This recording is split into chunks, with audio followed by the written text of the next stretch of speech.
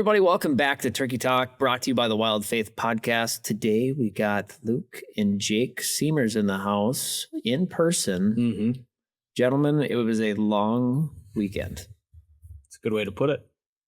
It was, if you can't tell by our demeanor right now, we got our teeth kicked Tails in. are between our legs. So many opportunities. I mean, I don't even know where we start, but it was a fun weekend, I will say. We were It's on always birds. fun. We were in play every time. What was it? What morning? Whatever morning, it was just like Friday morning when you guys went out. crazy rain. Yeah. Unfortunate weather. That Friday morning, Cold. we went out. It was cold and wet. You know, we hunted a spot that's normally a slam dunk for us and ran around birds. Didn't really get a chance. Came back to the farm, whiffed on one at 10 yards with a bow. That was hard. That Tom gobbled at about 15 yards with no shot for probably 45 minutes.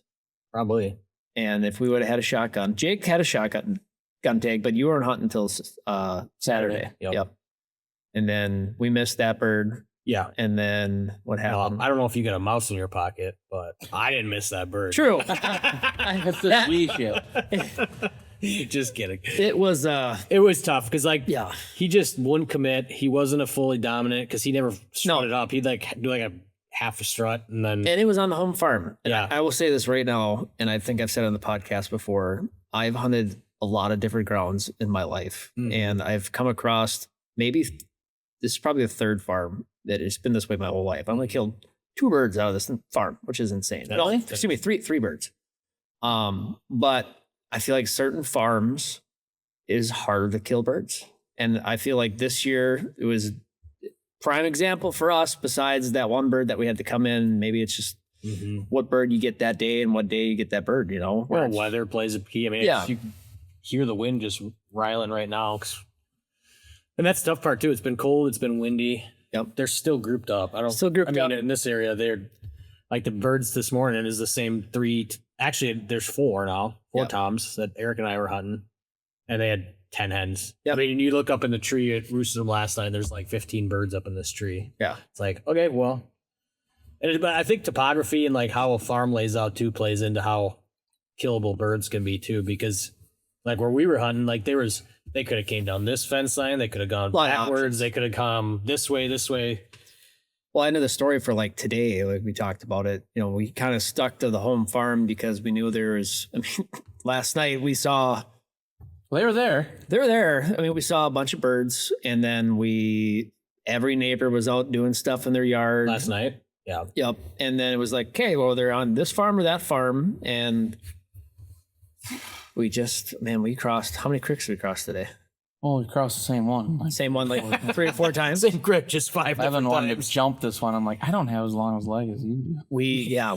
We belly crawled for probably 50, 60 yards. We threw out Cut my knee on some barbed wire. yep. We threw out the old Shot. I better get checked on. threw up the Montana decoy, tried to reap one. We did, That big one? yeah. Yeah. They didn't want anything to do with decoys. They wanted nothing to do with calling. And I forgot about that. Shout out to whoever the guy is that was hunting by us. He was a good turkey caller. But I mean, I knew it was a guy within about 10 seconds of him calling. And then we went back and forth. And then the birds flew right overhead, which was really cool. But yeah, that Tom just hung up at like, I don't know, 150 yards. Damn. Probably we had him at 60, but we didn't want to freaking shoot that guy. So That's a good call. yeah. But we also Was. we weren't really expecting to see anybody, and it was like, oh, there's somebody hunting right there. But yeah, we came close. I mean, today we probably got within 3 toms, probably within 100 yards, 4 different times. But they wanted. I didn't want to tell you how close we got. Well, let's hear it. Well, we would have stayed in the blind, I think maybe, but it was so dependent on the hens. Like we had 3 hens walk by at like 15 yards right away. Like, times are going to come. And then they hung up on this backside of this thicket, and they could either gone this way or towards us. Yeah. And we moved. We were like, all right, we need to make a move because if they go the other way, we have no chance at them. Yeah. then we kind of got, and we were kind of Eric and I were hemming and hawing about where we should sit, what we should do. And we're like, if we get just around literally around this bush and throw out the, little stick blind. Yep. We'll just wait them out. Because they were responding a little bit to the calls. And then I was like, all right. So I had the camera here, bow here. And I kind of was like, all right, on my knees. I was like, look up, and I kind of perked up on my knees. I'm like, crap, they're right there 2 times. And they were like at 30 yards. I don't think they ever really saw me because there was a giant shrub right in front of my way. And they definitely knew something was up because they went back and then went around and looped. Yeah, and they were gone. And then when we drove out, we saw them in the field. Yeah, we're 4 times just walking. We're like, thank you. Well, same thing happened to us where I think we got picked off twice.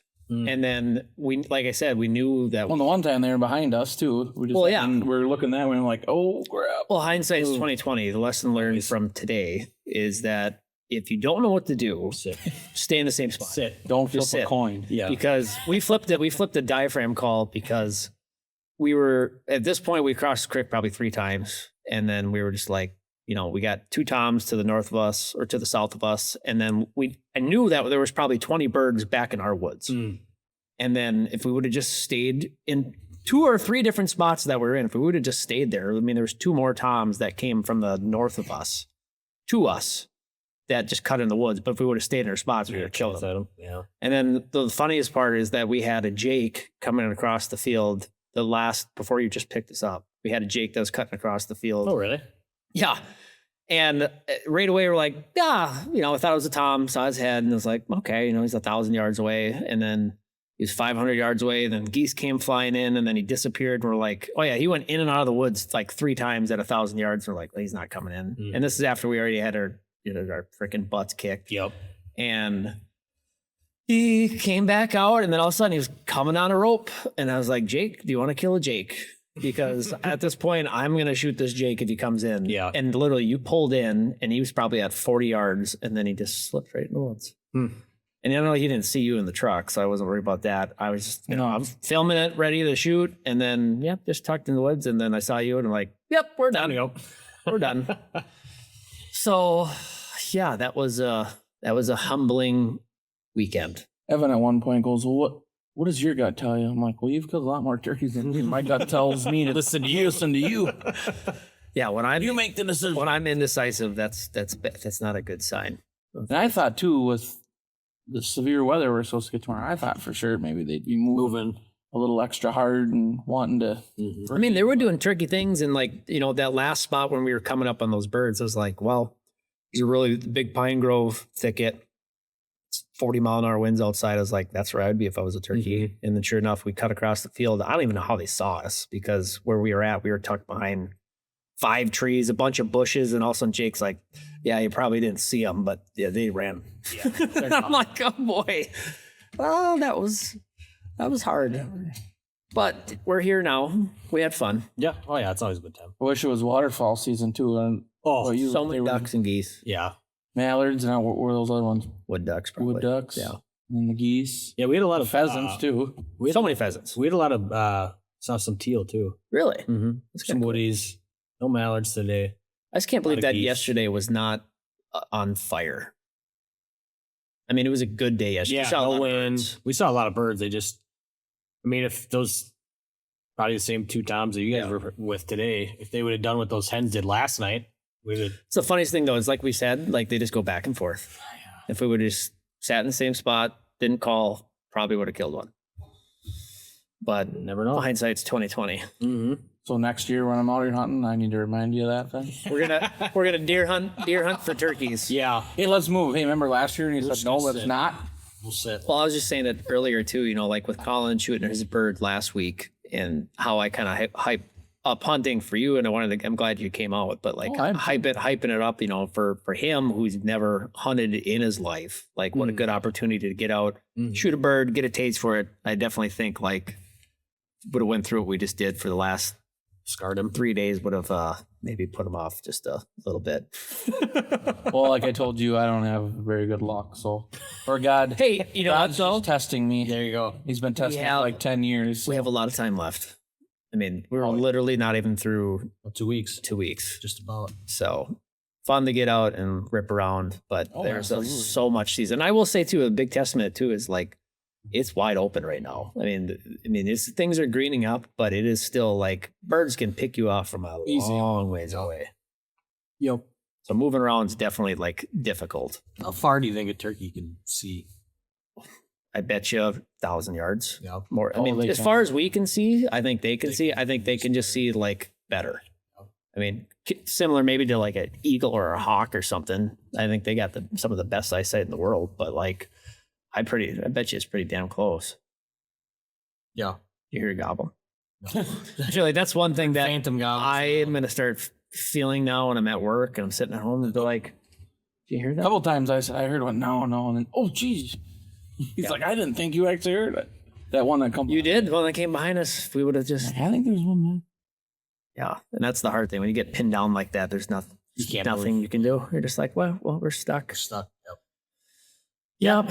Yep. It was fun though. Yep. Take a few days off here from chasing them and get back after them next weekend. Take the L for the week and move on. Yeah. There's still a lot. I mean, like lots of hunting left. And, yeah. You know, that's the fun thing about bow hunting. I mean, we couldn't even get it done with a shotgun, but I think when you throw a bow in your hand without a blind and you're just trying to ground pound them, good luck. It's not as easy as people think, especially when you got birds that are being difficult. Like it's so. That's why I'm not gonna lie to you guys. That's why I quit bow hunting. I did for a while. Yeah, I can't even do it with a bow. I'm gonna try a shotgun. I can't get it on a shotgun. Well, I mean, outside of sort of like, Collins bird, I've yet to see, and I didn't fully commit, but I've yet to see like where you've got a couple times that are just fired up and they come running into the decoys. Not yet. Mad. Hasn't happened yet. I mean, that's because they're. Even Collins bird, even Collins bird didn't do that. I mean, he hung up at 45 yards. Right. The only bird that has this year is the one that was that timid Tom that came in. Oh yeah, but even he didn't really. He just kind of but he came he came from the bottom up 2,000 yards though, because we heard him gobbling way in the backside of the farm, and then he gobbled again. They got closer and closer and closer. Then we were like, well, let's make a move. Mm-hmm. And then he showed up, but he still didn't fully. Well, we didn't have a deke, but still didn't just come barreling into the setup. And so I don't know. Either we suck at calling. No, because I mean they've done it before. Well, goblin traps. Right, that's what I mean. It's like nothing. No one's. I will say outside of Ron and Jack's birds that we shot opening week. Yeah. Those are the only ones this year that I've seen that have just been like, yep, we're coming in. We're going to do our thing. Yeah. And outside of, I guess, with Nora, those Jakes that we had, they came in, they kicked the decoys around a couple times, but nice. Yeah. That's fun. Yeah. I don't know. It was fun. It was a hard one, but live and learn. We'll be at it again. Lick your wounds and come back after. Yep. Hopefully everybody else is having good success. Seemed like last week for opening, there was a lot of birds that got shot. I don't know about this weekend. I haven't been on Facebook too much to see, so. It's my only realm of like judgment outside of getting text messages from buddies. So, yeah, that was one nice thing. I didn't grab my phone very much. I'm like, oh, it's kind of nice not to have to look at my phone here. For sure. Well, I mean, and that's the reprieve that I look at it, for turkey hunting for us, where it's like we waited. I mean, we talked about turkey hunting for what, like 3 months, 2 months, and then it's finally here. Yeah. So can't be too upset. We're in it. We have a lot. If it was the last week of the season or even 2 weeks out, I would be questioning a couple things, but we have a lot of time left. So, and this is my last time at home. So good luck to you guys down here. I'll be trying to kill a bird up north. North birds. Maybe they're broke up. Yeah. A friend of mine, he shot one of the biggest turkeys I've ever seen up north. It was like 26 pounds. That was a really big bird. He had like 1.25 inch spurs and he had a 12.5 inch beard. He's a big bird. Rope on him. Yeah. The 2 birds today, those 2 old Toms, they're big. They're big. Yeah. They're really big. Yeah. But they've probably been living on the farm for a long time. And that's why they're so smart. But all right, guys, that's probably enough chitter chatter. We'll see you next week for Turkey Talk. Thank you for joining us on this journey through faith in the great outdoors. We hope today's episode has inspired you to seek God's presence in the wilderness and deepen your connection with nature. If you enjoyed today's discussion, don't forget to like, follow, and subscribe to the Wild Faith Podcast on your favorite platforms, including Spotify, Apple Podcast, YouTube, Instagram, and Facebook. By subscribing, you'll never miss an episode, and you'll continue to be a part of the Wild Faith Podcast community. We'd also love to hear from our listeners, so please don't hesitate to reach out with your questions, comments, or topic suggestions. You can connect with us on social media or through our website. Your feedback is important to us and helps us improve and tailor our content to better serve you. And always remember, the great outdoors isn't just a playground for hunting and fishing. It's a sanctuary for finding solace and spiritual renewal. As you gear up for that next adventure, I pray you find God's presence in the crackling of a campfire, the thrill of reeling in your catch, or the quiet solitude found in nature. Until next time, thank you for listening to the Wild Faith Podcast. Take care, and God bless.